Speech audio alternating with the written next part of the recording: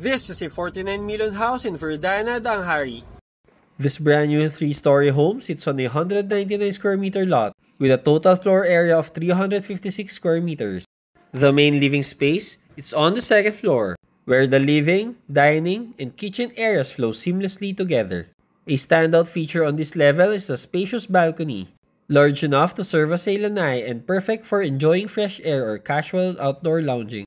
The home has a 4-bedroom, 3.5 bathroom, and a 4-car garage. It also includes a separate maid's room with its own bathroom.